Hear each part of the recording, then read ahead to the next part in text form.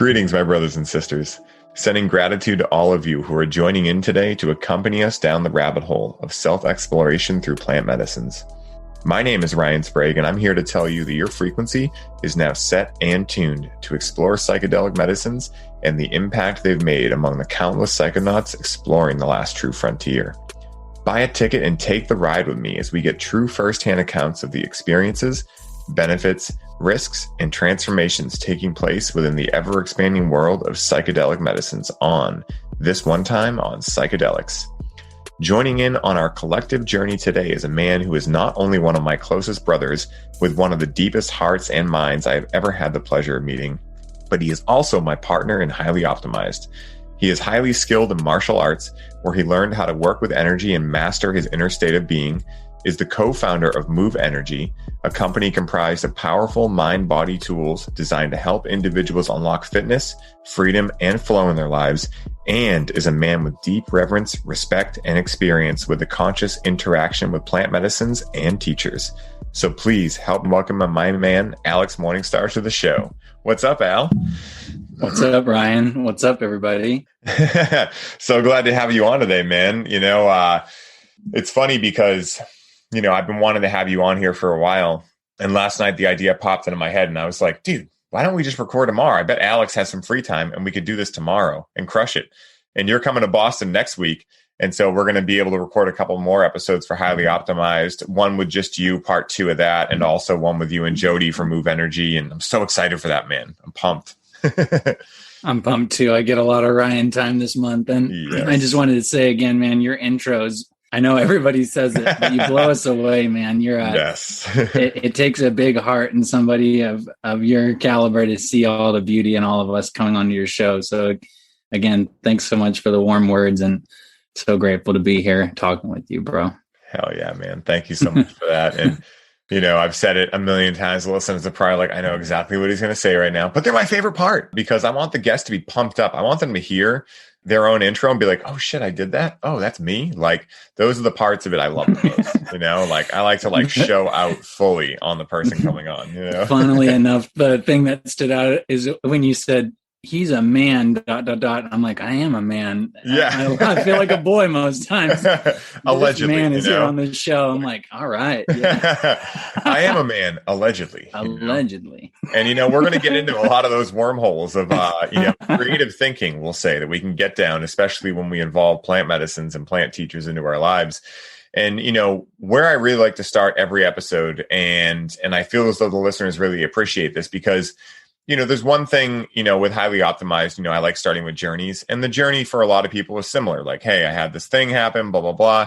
But psychedelics are like just a complete buckshot. Like it could be any place or any reason that someone started experimenting with them. And the reason I really love asking is because they're illegal, right? So they're frowned upon by society. And that's one of the things that I've noticed really can set people up for an interesting first interaction, and really any interaction there on out with these medicines, because, you not only have the fact that you have to source them illegally, but you also have the pressure of what are people going to think of me? You also have the pressure of like, hey, is the person I'm doing this with going to lose their damn mind? There are all these compounding factors that make the intro journey just so fun for me to hear. And so in that same regard, I'd love if we could start by having you explain your background with psychedelics and plant medicines. And this can include cannabis, tobacco, anything, and really talk about, were you always open to this, or did it happen at a certain point? Were you against them for a while? Get into all that. Right on. I'd love to. So I wouldn't say I was ever against psychedelics ever. I was them. So my journey started back when I was in college. I was at the University of Oregon. And my roommate I was living with at the time, an amazing man, he was my first guide or introducer to the world of all this amazingness. And so the story that comes to my mind was we're down at U of O, and it was like a nice summer night. I remember it was like a warm, beautiful night. And my buddy, he was like, hey, we're gonna try out some LSD. Are you down? And I had never tried it before. I had never taken any psychedelics before. I had, smoked a little marijuana and things of that nature, but this was going to be definitely a first journey for me. And I remember there's me and him and another one of our buddies. And he was like, yeah, no big deal. Just go ahead, take this tab. And I was like, all right. I had no idea what I was about to experience. But I trusted this man with my life, and he's a beautiful soul. So I was like, let's do it. And fast forward a couple hours later, we're driving in the car. Well, let's see. No, that was earlier in the night. So we were walking to Little Caesars to get some pizza. I remember this was the epic mission we started out on. And $5 I just remember thinking about this hot and ready pizza. And that night evolved into just this beautiful magic experience, walking through these parks I normally walk through, places I normally walk through without thinking about how amazing these normal places can be. And that on that journey, I was transported to a very magical perspective and reality. And the weirdest thing happened. There's this fraternity down at the park. It's like middle of the night, super dark. And we see all these candle lights like in the darkness. And I'm like, what am I seeing? Am I tripping? Well, I'm definitely tripping right now. But I see these cloaked figures walking around the park on campus. And I'm like walking, kind of not knowing where I'm walking. And I stumble upon these two dudes wearing black cloaks holding these candles. And I'm just what on earth is happening? And apparently we stumbled upon some sort of fraternity initiation going on. And it was just one of the many magical, wild things that happened that night. And I didn't know fully what was going on. And the night eventually ended up to us being in my buddy's bedroom with these little light wands. And I'm just laying on my back, moving this light wand in front of my eyes for who knows how long. And, I could just mention 100 hilarious, wild things that happened that night. And that first beautiful journey with my friend was my introduction to psychedelics and what they can unlock. And that led to a lot more journeys with him, with mushrooms, with LSD, with various things. And so I had a very beautiful, fun, safe, I look back now going, wow, what a great introduction to psychedelics with my friend. He really knew how to handle the situation. He really knew how to be safe and loving. And so that's my first time on psychedelics. And since then, that was about maybe 13 years ago. Wow, seems like a long time. But yeah, I have really warm memories thinking back to that night because that's when it all started. And that was my introduction. That's beautiful, man. And it's so funny, like thinking back to those first times where really like the download I got, and I forget where in my, history this got downloaded, but it really allows you to enter the mind of a child again, where everything is brand new. And you think about it, like when you're a kid, you can get lost in looking at bark for hours, right? Because your consciousness is still so far out, right? You've yet to really develop your ego and become like your identity yet, right? You don't know the difference between right and wrong a lot of times. So you're just an open, clean slate. And in my experience, when I use specifically LSD and I connect with that, there have been so many times where I get lost in bark for a while, right? And for someone listening who might not do psychedelics, I don't know why you're listening to this if you don't, but if someone was to hear that, they'd be like, wow, that sounds stupid. But it's like, no, it's actually the most beautiful thing, because what do we consider less stupid than that, right? Like, going to a job, making someone else's dream come true, going to a job that, that is your own business, right? And creating your dream. I mean, like everything is really neutral other than the meaning we put to it, right? So in my experience, what I feel is the only aspect of life that is really like the crux of what I feel life is about is being alive, right? So in that experience, in being alive, everything is neutral other than the meaning we attach to it, right? And so that's been a big aha moment for me, and why I specifically love interacting with these medicines, especially these days.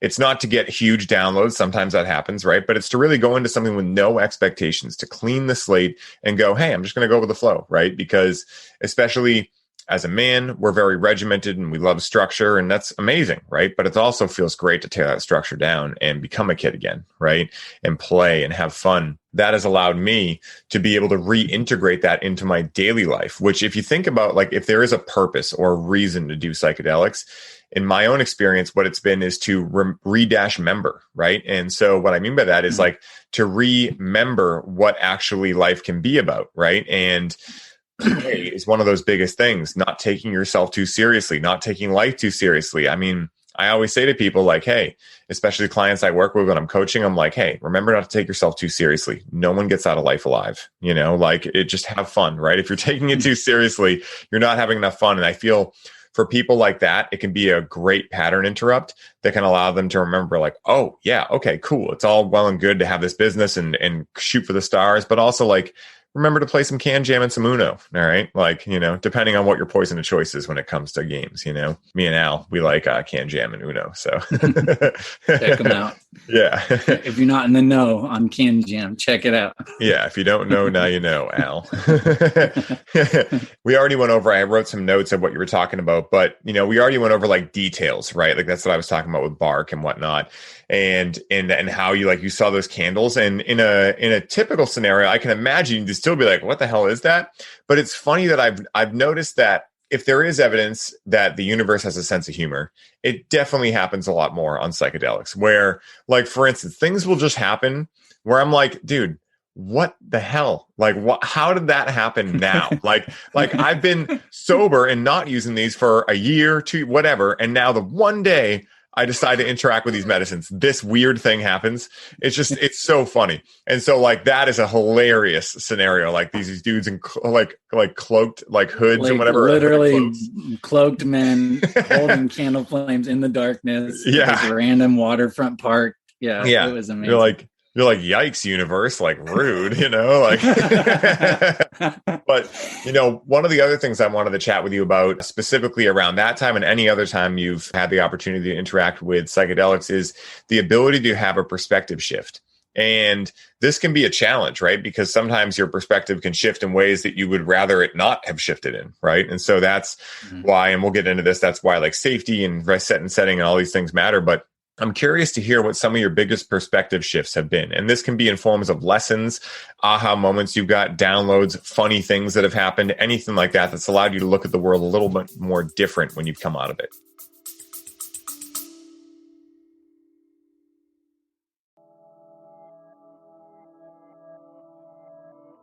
Hey, everybody. I hope you're enjoying the show. I wanted to take a quick moment to let you all know that the doors are officially open for the Conscious Cannabis Collective. And as such, this is the last week you can sign up and receive all of the bonuses we're currently including. This is the last time I will be personally onboarding those of you who sign up with a complimentary one-on-one session, and you'll have the ability to get the Grow with Cannabis course for free during this limited time. For more info on how you can take advantage of this offer, head down to the show notes for this episode and secure your spot today, as we only have so many spots left and they are filling up quickly. Now back to the show.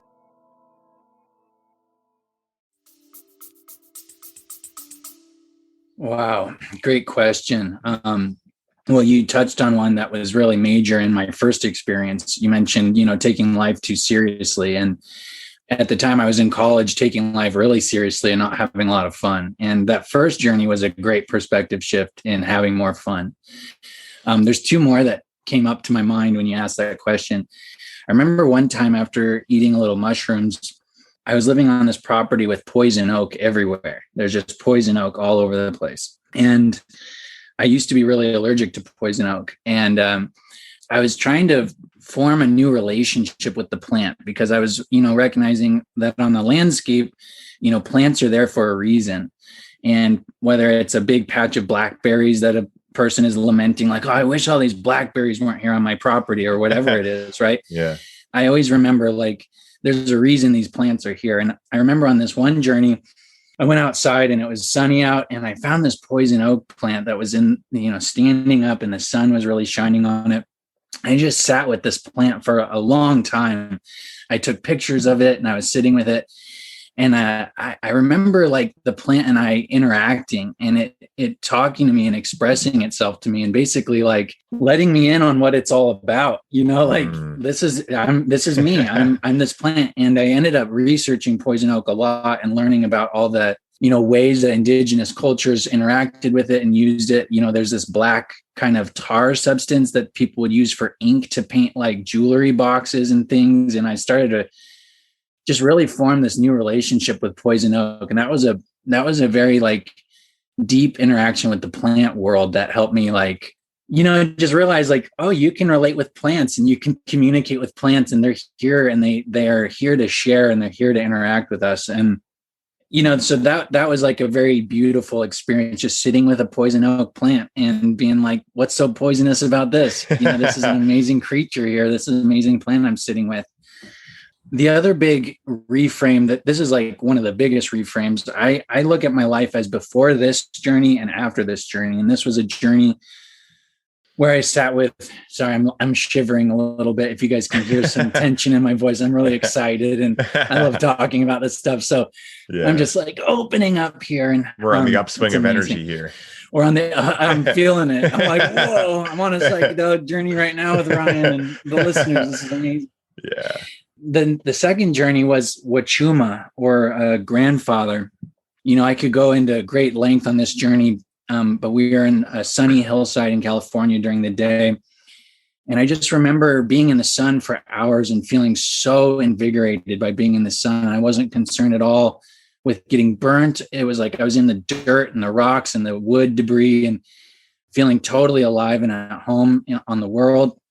I began doing like Kung Fu and Taekwondo for like maybe hours, it seemed. I'm pretty sure it was hours. I'm just out there like Bruce Lee cutting it up in the dirt. And I found this amazing fire circle. Like this property had all these trails you could go walk on. And it was super safe, this like sacred ceremonial place.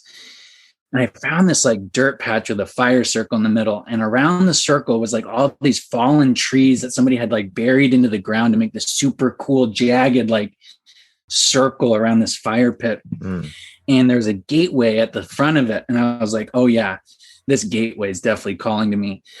And I remember just like walking in and out of this gateway like 100 times, like walk through, turn around, walk back, turn around, walk through, turn around, walk back. Just going through this gate. And I was like, this fire circle is like a dojo. And dojos have always been like a super sacred place for me. And so I'm in here doing Kung Fu. I'm just like cutting it up, loving it.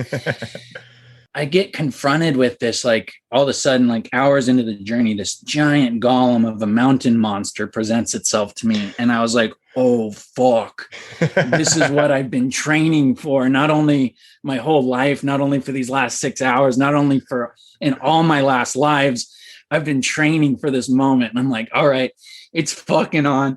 So the mountain creature like starts hurling fireballs at me. And like, it's as big as the sky, this creature, right? It's like a volcano of energy. And it's like throwing rocks at me. And I have this deep realization that like, wow, this is like some family trauma. Like this is my father was fighting this thing. And the thing punches me in my right eye. Like, and I feel this deep, like, wow, like transformer sound. And I'm just transported into all this like pain that my father went through and all this like trauma. My belly's shaking a lot right now. I'm like, whoa, like letting it out. I just remember like, I'm doing all this, like all these moves I've practiced my whole life in the gym. They're coming out here in the desert and I'm out here on my own, just like, I can handle anything. I'm a firebender. I'm an airbender. And I remember pulling up the rivers and pulling down the clouds, and I'm using all of nature all around me to just transform this like fire coming at me. And I remember this moment where the whole golem dissolved. And I'm just standing there in this like Kung Fu stance, like the wind blowing my hair and my breath is like, and I'm like sweating and my feet are probably like, they should have been torn to shreds after like stomping on cactuses and everything. But I was just totally intact, totally powerful, totally invincible. You asked me like what reframes and new perspectives I've experienced in that journey. was really introduced to what like ancestral trauma can look like, what working with energies that have been around a long time can look like. It opened me up. The big perspective shift I saw here, to succinctly conclude this story, is that my martial arts training I had been doing my whole life was preparing me to do the internal work that I had not previously been aware of.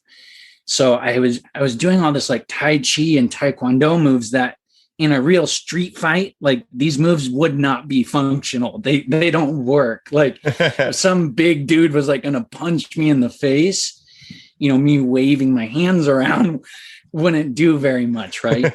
But in this case, waving my hands in that way can pull a river up into the sky and douse this flame I'm dealing with, right? And I had this knowing after that moment. I was like, whoa, I'm dealing in the internal dojo. I've gone from the external realm of trying to defeat other people or, do moves in the external world.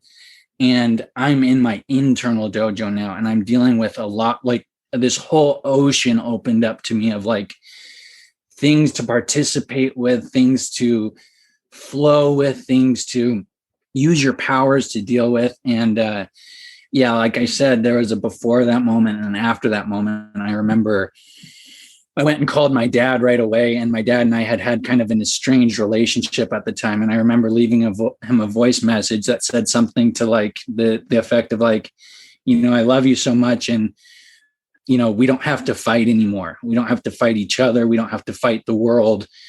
I had this knowing that like, all of this training we had been doing is for a reason, and one that I didn't know about before. Yeah, I'm not saying sorry, but I am asking. Wow, I'm really trembling, and I appreciate everybody letting me share this and feel this. And that's a major life shifting moment for me, was that journey. That's so beautiful, man. And, I had heard part of that story before, but never the full thing. And, for anyone listening, Alex does like the coolest Kung Fu moves. Like, and it's him and I like laughing a lot, and it's a big source of our laughter. Like we have matching Cobra Kai sweaters, we get down, Okay. So yeah, strike hard, strike first, no mercy, No and, mercy.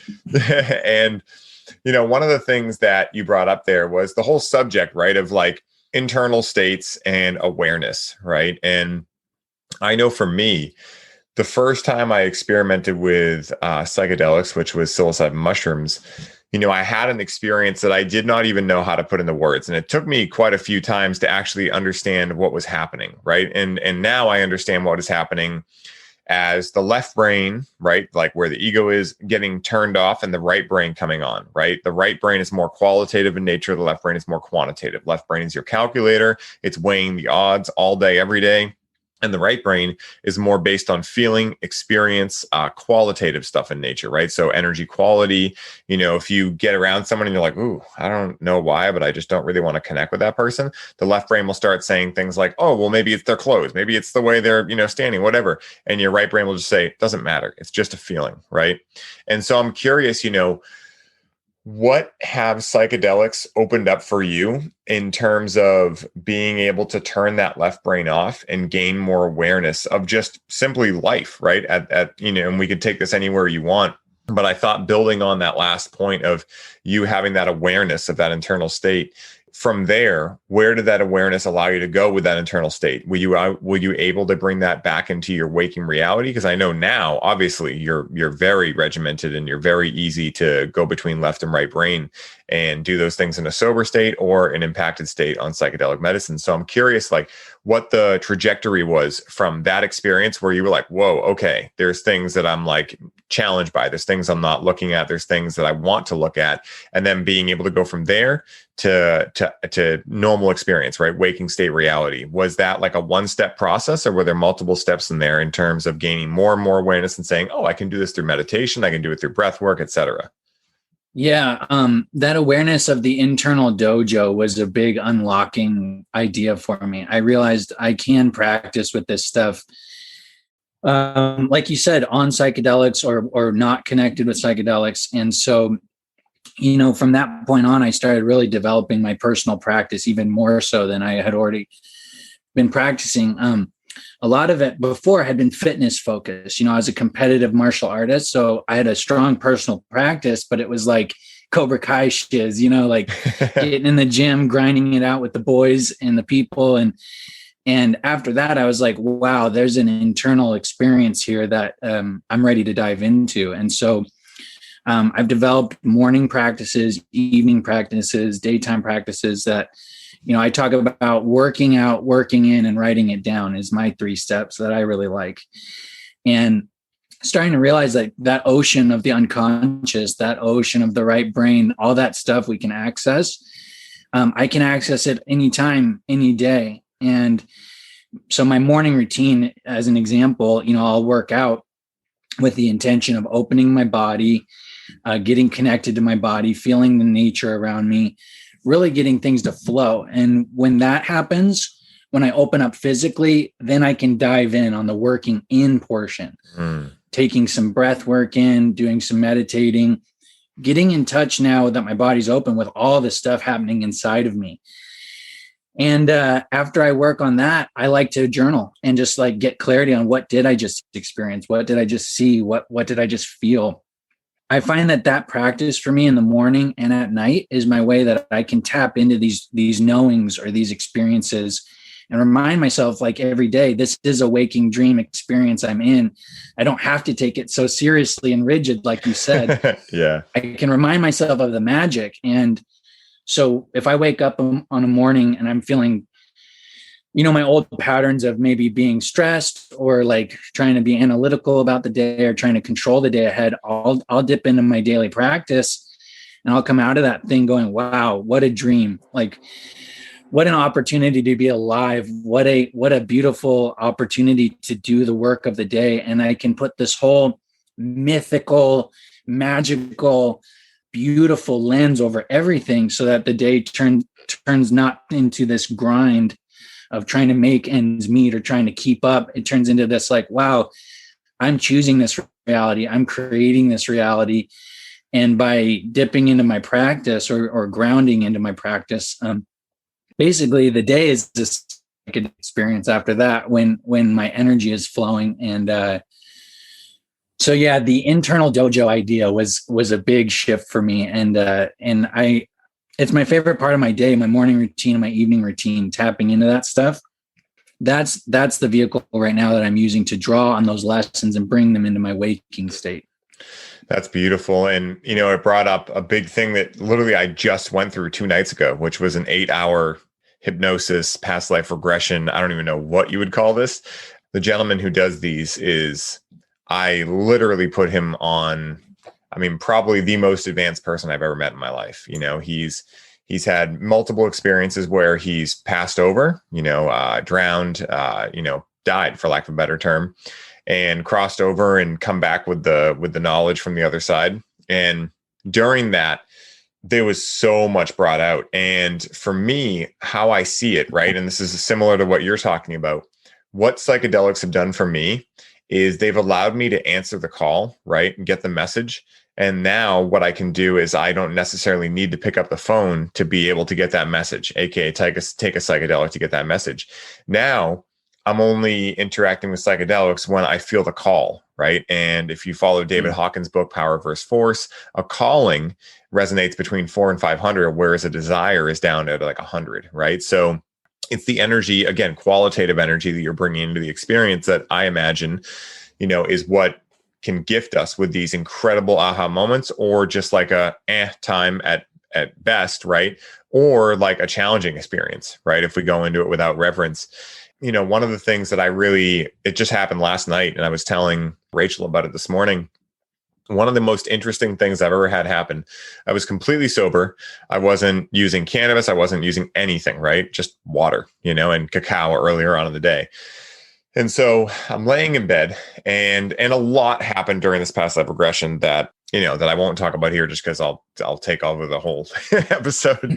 But if anyone wants to know, yeah, I'll have this guy on eventually, and we'll talk about all of it. But basically, a lot clicked into place. It was almost like I had 100 emails. Like, do you know if you open your phone And I don't know if you have an iPhone, but on iPhone, which I just recently upgraded to, if you open your email, it'll be like checking for mail. And so it might look like you have no mail. And then like if you just exit out right then okay, yeah, you didn't get any new mail. But if you wait there for a second, it's like, oh, all of a sudden like 20 emails pop up, right? And now you have access to them.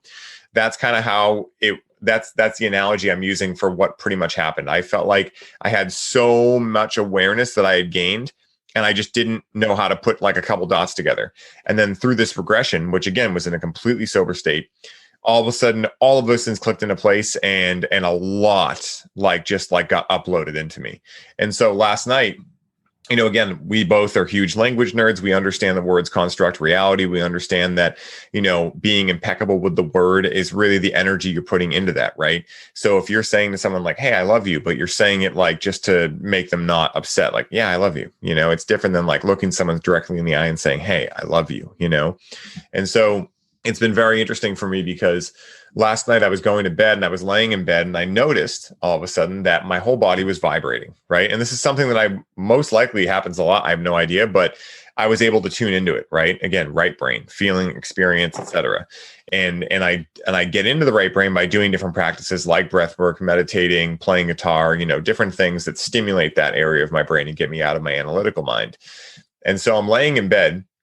I start thinking about the three highest states of energy, right? Which is love, gratitude, and forgiveness. And so I start thinking about them. And it was funny, like it was almost like I was guided to have this like experience. So I'm laying in bed and I think of love, right? And normally like analytical brain, you'd be like, love, gratitude, forgiveness, right? But I was actually like, I was able to be like, love, and just sit with it. And I could feel my whole vibration change, like, wow, wow, wow. And then I would think about gratitude and it'd be like, wow, wow, wow, wow. And then I thought about forgiveness and it was like, wow, wow, wow, wow. And it was so interesting. That's my the secret technique. No one knew I could do that until now.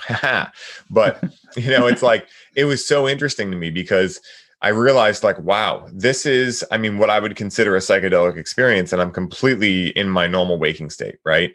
And so I just thought that was interesting with regards to the story you had about perspective shifts. Right. And now that's spilling over into my daily life. This morning I was doing Tai Chi and just my feet in the grass and just feeling the sun hit me. And I'm like, this is literally psychedelics. Like, I'm like, it's like shocking, how much. And so like, the reason I mentioned this and the reason I brought the question up to you is, for those listening, and I say this all the time because this podcast is not meant to say you should all go do psychedelics. You need psychedelics, right?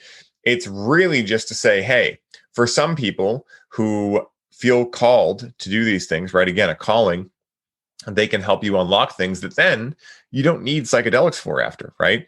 And now for me, the only time I interact with psychedelics is when I feel that call, usually it's a dream that I get, where I'm interacting with a medicine and I have this energy quality in me that says to me, okay, this is a good time to go do this, and so I answer that call. But I feel like that's one of the biggest challenges that I see in the world of psychedelics right now is that, and the reason I started this show is because a lot of people are getting into almost like pissing contests with psychedelics. And as firsthand, these are medicines that, they have a consciousness to them and they don't like being fucked with, So if you get into something and you're like, yeah, I'm going to take more than I did last time because, I want to have an experience there, they might throw you for a loop. And so this is the time in the show where I love checking in about people's challenges they've had before, with psychedelics, and a challenge doesn't necessarily mean a bad thing. It could actually be like you used it with complete reverence and you had a challenging experience, right? So I'm curious what you've had personally for challenging experiences and what some of your tips would be for someone listening to avoid those challenging experiences, or at least to be ready if it happens, right? So for instance, like, make sure you're using these consciously in that way and understand that this challenging experience could happen. That way, if it does, you're like, okay, this is expected, right? This is what I need. So I'm curious what your experience has been in that regard. Yeah, great question. I was just listening to Paul Chek, and he mentioned this thing he likes to do with people that he shares medicine with, and he was talking about giving people their flight skills. I forget exactly how he mentioned it. Yeah. But basically he's like, you're about to, you could put somebody in an F-16 fighter pilot here, fighter jet. If they don't know how to pilot this thing, this is going to be an interesting flight, right? To say the least. And so for me, the daily practice I was talking about, working out, working in, writing it down, I think a safe and very healthy prerequisite for people is having some basic mind-body awareness and skills before you get into this stuff. Knowing how to take a full breath, knowing how to calm your nervous system, knowing how to move your body in ways that are calming. Because if people are really trapped in their mind and they go into these experiences and they don't have a connection with their body, they don't have a connection with how to flow with the energy they're receiving, it can all just stay up there in the mind, and it can really spin out for people, and they can feel very lost and scared. And with a few simple breaths, you can really pull things back into a place that's a lot safer, a lot more digestible. So I would say, like, in terms of responsibility and safety, a mind-body connection with some basic tools is the first step. Like teaching people just the basics of taking care of themselves, so that when they are in these challenging things, they can realize when their breath is really elevated. They can realize when their tension in their chest is really off the charts, and basically just help themselves flow out of that experience, get a little bit more out of their mind and into their body.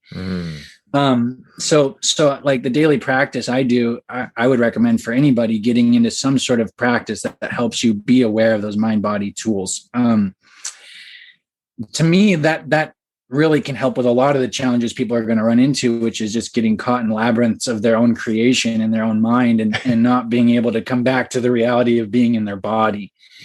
And so that's really important, I feel. Additionally, you're totally right. The sort of, I'm going to take more than I took last time, or I'm going to really push it. I know that there are powerful people like Terrence McKenna who recommend, like, don't take that piddly ass amount of 1 gram and say you're a journeyer. Take 5 grams, right? Yeah. And I'm like, okay, I hear that, Terrence. Also, I'm personally very sensitive with medicine. It takes a very small amount for me to have a very powerful experience. So I think it's important for people to ease into the practice and think to themselves about minimum effective dose.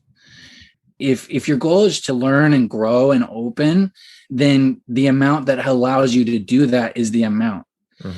The forcing a blast off experience, I would ask people to reflect on, what is your intention? If you're like, I'm going to blast off, it's like, okay, to where and for what purpose, and how much medicine do you really need to do that?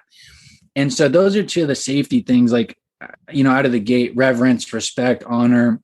I mean, just thinking about entering a dojo, it's a very similar experience. You're going to enter this dojo where there's some black belts in there.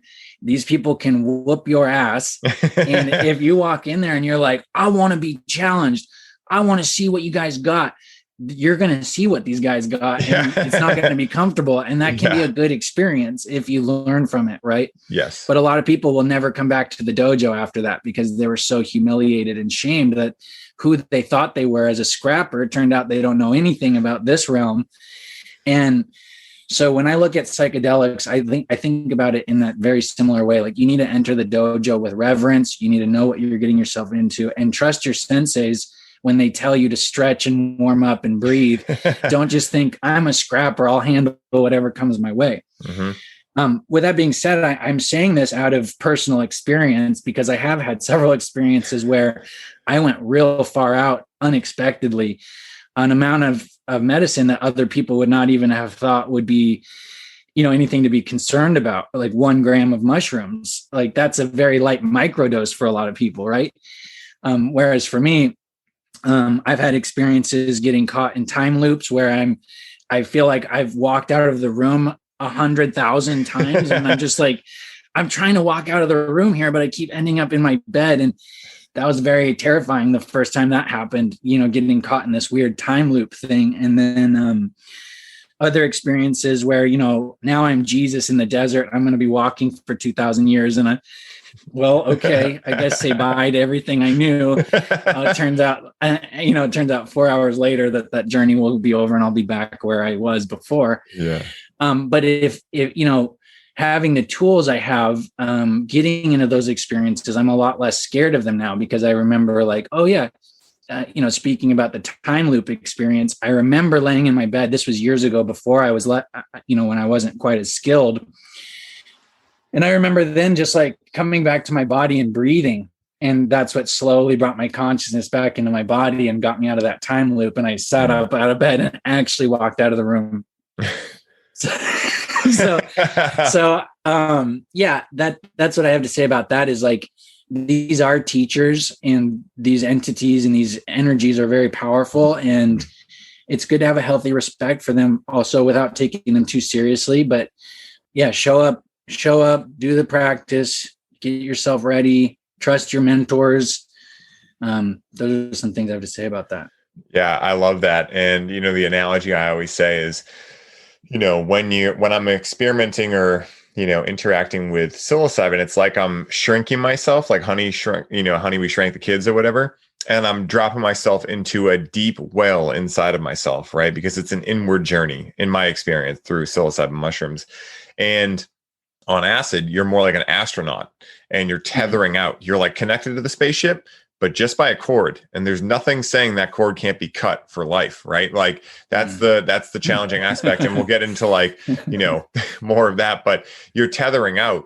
And so, again, it's like when you're tethering out, there's a certain point where the people in the spaceship are not going to be able to hear you anymore, and you're not going to remember how to talk to them, right? Mm-hmm. So, there'll be experiences, and we've had some interesting times together where, like the ability to talk is just not there. And it can be really scary if you don't know what you're looking at, right? And if you understand, and that's where I think a lot of people get challenged, right? They have a group of friends who are like, hey, we want to try this. One goes way far out, and the other ones get really nervous and scared, and that makes the other one scared, right? Instead of just saying to that person, like, hey, you're having a great time.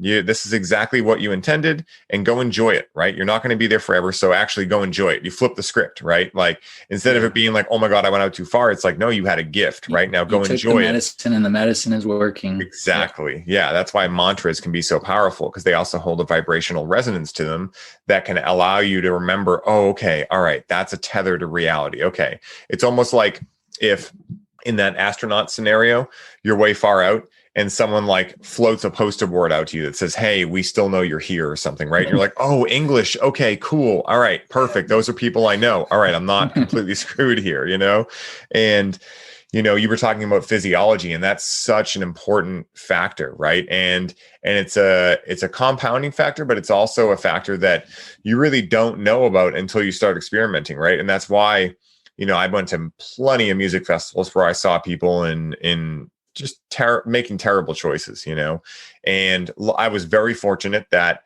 my anxiety stopped me from ever getting into those pissing contests. I was always extremely nervous around psychedelics, and what a great gift, because I watched a lot of people that weren't, permanently get themselves a little confused, and that was very interesting, to see. And so, I always tell people, especially with psychedelics, but with life as a whole, this is a good philosophy. It's a marathon, not a sprint, right? Like imagine, not even to do with psychedelics, but imagine if you're working and you have a business, right? And you're like, I got to work 80-hour weeks to make it happen quicker, right? Well, you're going to end up resenting that.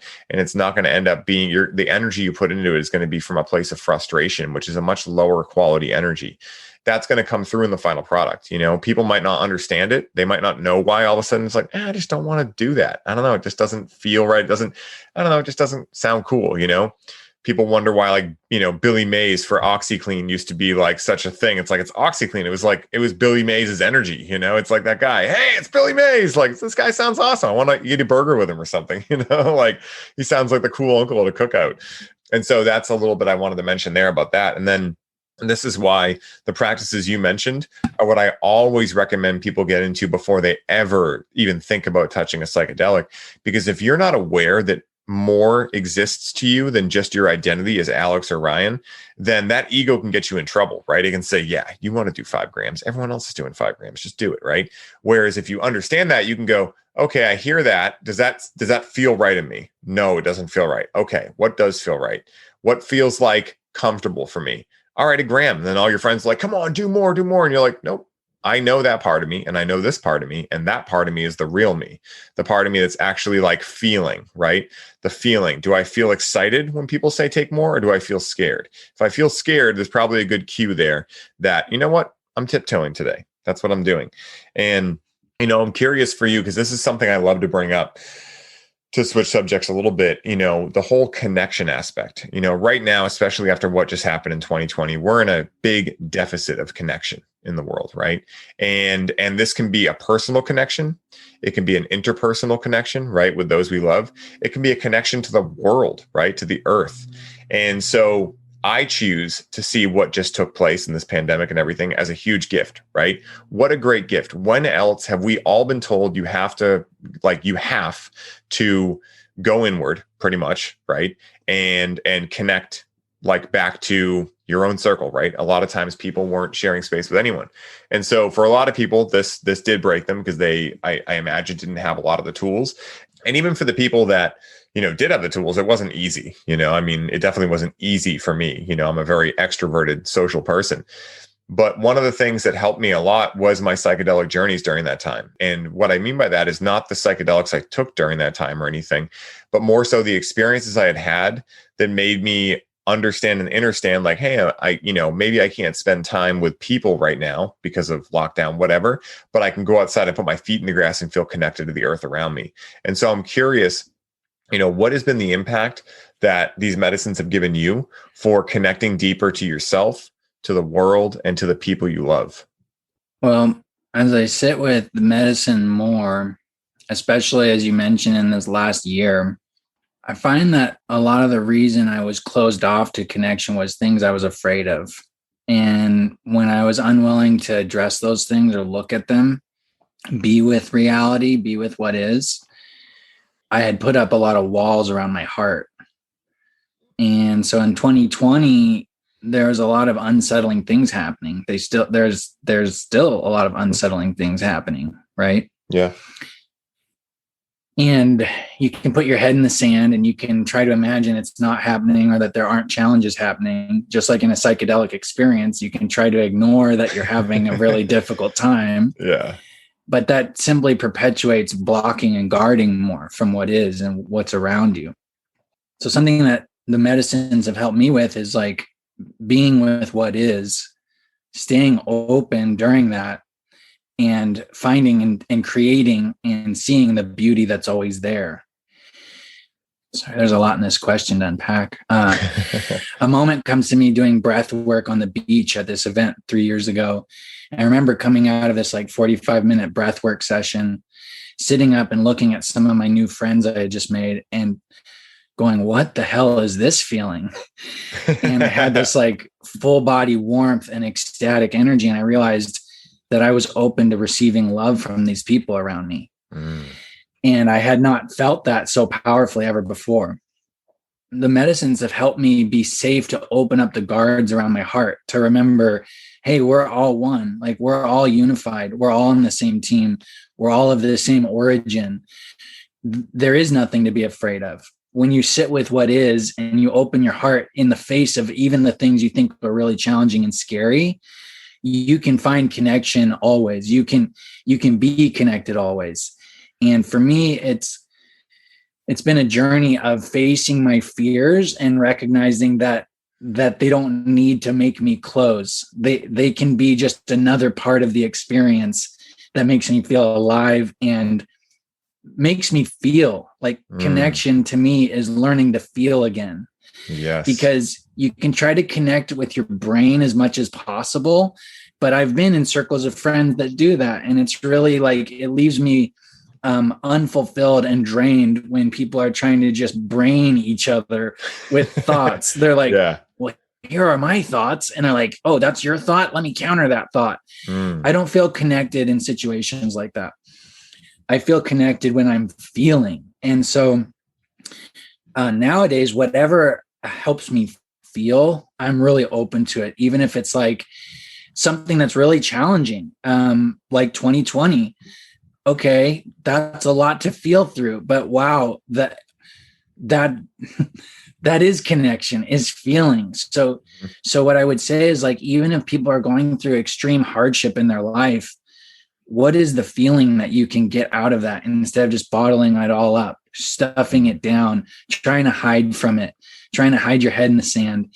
It's like, okay, feelings of fear, humiliation, failure, entrapment. What if you be with all those feelings, let them flow, and feel ecstatic from those feelings, instead of judging them as wrong or that something you don't want to experience? So I forget exactly what the original question was, but in terms of connecting, for me, it's like all about keeping my heart open and feeling when I'm around people or with myself. And it's been a very vulnerable process. Like, being around people can be challenging for me at times, because I don't want to just revert to my old mask, or revert to like, oh, I'm just going to handle this with my brain. I'm trying to be very heart open around everybody now. But I notice, like you said, it's not always easy. And there's different energy vibrations with people. There's different energy vibrations with different experiences. So for me, the work is like, okay, if I feel very open, like let's say on MDMA, you're like, wow, all these people are beautiful. Look at these sparkling human beings. And then everybody comes down and you're like, whoa, there's actually some strange energy in this group, right? Yeah. Yeah. It's like, how do you don't only need to have the ecstatic, beautiful, totally everything's okay experience to feel connected. You can also have, oh, things are off and weird, but I'm still with it and still in it. Yes. And so basically being open to feeling all the time, keeping the feelings flowing, even if they're uncomfortable, that to me is the gateway for connecting with self, connecting with nature, connecting with other. It's all about the feelings. Yes. I love that. And to quote Joseph Campbell, I think I've already done it on this show, but I'll do it again. Bliss is any emotion felt all the way through.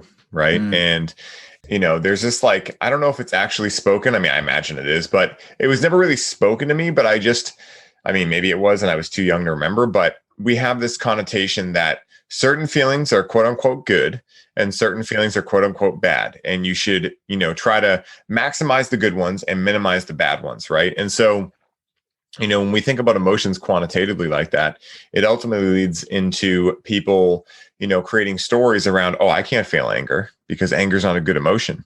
But really, like, what prevents you from being happy is not releasing that anger. And what prevents you from feeling love to those you care for, it's not expressing sadness when there's sadness, right? And things like that.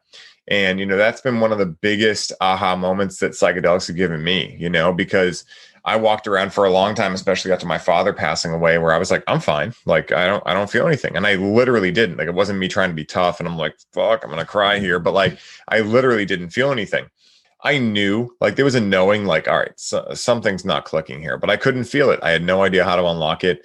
And again, like, we talk about psychedelics as this way, like training wheels in a way, right? That allow you to get back into what normal life is supposed to be. I remember I had a big, psychedelic mushroom experience, pretty recently actually, where I had done a lot of inner work over the past, 3 years, a lot of different programs and a lot of different, different inner work techniques. I go into this journey and my intention was like, all right, I want to feel whatever's there. Like, I'm open to receive anger, sadness, whatever emotion I'm not feeling, I want to feel it. And man, did it hit me hard. Like, I cried for like 3 hours straight and it was amazing. And afterwards, I like the whole time I was like, this is amazing. Like, I wasn't even sad about it. Like, I was sad, of course, that's what was coming out, but it didn't feel like sadness. And I was like, this is such like an interesting experience, right? Like, I'm like crying and it's like blissing crying. Like, I'm literally like in bliss. And I came out of it like feeling like I just like douched my emotions. I was like, wow, like I feel like, and literally like the world smelled different. I felt more like a child again. Like, it was amazing. And psychedelics allowed me to realize, like, hey, there's some stuff that you're not looking at, right? And here's a general direction to look. So now when I go into meditation and things like that, I can go, okay, cool. Like, hey, let's go look in this area again. Any cobwebs there that I need to clear out? Okay, cool. I'm good. And it allows you to become connected deeper into yourself, connected with those you love, and allows you to, like you said perfectly, like realize that, hey, just because it's not like, I don't feel like everything is perfect all the time doesn't mean that you're not connecting, right? It's actually in the times where you have those challenging conversations that you have the opportunity to connect much deeper, and it's like, when I'm speaking with someone, what psychedelics have allowed me to see and feel is like, hey, what is being said behind these words? We're both language guys, right? So, one of the classic examples of this is like, you ask someone like, hey, how you doing? And they're like, good. And you're like, how you really doing? And they're like, well, and then you get the real answer, because we're all automated to just give these answers. Because again, we don't want to put our stuff on anyone else, most people. And we have these, put it this way, I had these misbeliefs that by saying, hey, today I'm a little sad, that it would like somehow mess someone else up, right? But that's much more about what's going on in their life. If that messes them up, it has nothing to do with you. If it's one thing if they're like, how you doing? And you're like, well, this and that, and then just for 30 minutes you're berating them and essentially passing off your screaming baby to them.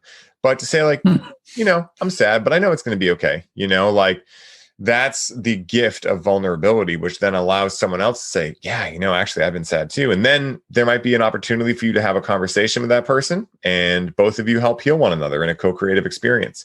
And so, these are just, I love thinking about these things and diving down into these journeys, because for me, it's really helped me so much in just understanding who I am and understanding how to navigate reality, and understanding that, once again, like I said in the beginning, the only reason we're really here is to be alive and to just experience and try things out and be human, allow ourselves to be human and have humanness to us. And so I love that, man. And, I'm curious, for those looking to connect with you, looking to chat with you deeper, looking to work with you one-on-one, where can I send people to find you, man? Hey, right on. So my partner, Jody, and I, like you mentioned, we lead Move Energy. And this is our coaching practice. It really relates to everything we just talked about. It's learning to move stuck energy in the body by working out, working in, writing it down. And so if people would like to connect more, you can find us at moveenergyfit.com. I'm also on the social medias. You can find me Alex Morningstar. But yeah, moveenergyfit.com is a great place to get in touch with us. And I'm personally very passionate about opening up this conversation with people. That's beautiful, man. Yeah. And I can be a firsthand account of how much Alex is incredible at everything that he's talked about in this and how tapped in he is. No, like literally it's amazing, man. Like, you've taught me a lot about energy, like we've been in rooms together and you're like, whoa, do you feel that? And I'm like, I don't know, do I? And I tune in and I'm like, oh shit, yeah, I do. Like, that's cool, And so, again, it's like the gift of, being the gift of direct experience, really just allows so much to come through. I have one final question for you, my man. And that question is this. If someone listening was just swayed by you to experience psychedelic medicines for the first time, what piece of advice would you relay to them to give them the smoothest experience possible? Two things. I mentioned them already, but for the smoothest experience possible, first one is do some inner work with yourself before taking the medicine. Basically, present yourself as somebody who is worthy of the teachings you're about to receive. Those teachers are there fully ready to support you. And if you show up like a shit, and you're not taking care of your end, think about it like any relationship. Whatever you put in is what you're going to get out. So I would tell people, get yourself right. Like, eat some healthy food that week, get good sleep, work out, come prepared for this experience. Like you're going to be learning from a great master, because you are. And the second thing I would say to finish this up is get with the right people. Get with people who know what they're doing with these medicines. Again, I wouldn't want anybody going into a dojo with a fake instructor who's doing all these weird things. They don't actually know how martial arts work. And you just get roped into some weird culty experience. There's a lot of fake martial arts practitioners out there. I imagine there's also a lot of people who are not being very responsible with medicines, and they're setting up some interesting situations. So when you get with the right people, you know that the medicine is going to be sourced appropriately and humanely and with reverence. So make sure you're with the right people, and find people you trust and that you know are doing it the right way. So show up at your best and get with the right people, and that's going to lead to a really smooth experience that's going to be really great and healing. That's what I would say. Hell yeah. All right, guys. From the first moment I met Alex, I knew we had shared many lifetimes together before this one. His ability to take deep concepts and relay them in a way which is not only easy to understand, but is also easy to feel somatically, is a superpower that has all but been lost in our left brain dominated society. Alex gives us the opportunity to remember that it is the direct experience of life, rather than merely intellectual learning, that is why we are truly here on Earth. And his experience with psychedelics and plant medicines has compounded his ability to take that direct experience and not only vocalize it, but embody it into his daily life and lead by example for the individuals that are lucky enough to call him their friend and mentor. If you are curious about discovering more about the mysteries of life, how to work with the energy in our reality, or anything related to personal/spiritual development, then waste no time in contacting Alex today to begin your journey into heightened self-awareness. Speaking of awareness, with this show being a newer venture for me, any opportunity I have to get the show out to new listeners and spread the message this show is all about, which is the potential these medicines can have on one's experience of life, is something I take great pride and pleasure in. And by you helping to share the show with those you love and leaving reviews on iTunes, together we can co-create a world which understands how to use these medicines consciously and responsibly, which, speaking for myself, is the exact type of world I am seeking to create. Alex, thank you endlessly once again for sharing your time and love with us today. And until next time, my brother, may your journey be smooth and full of light. Aho.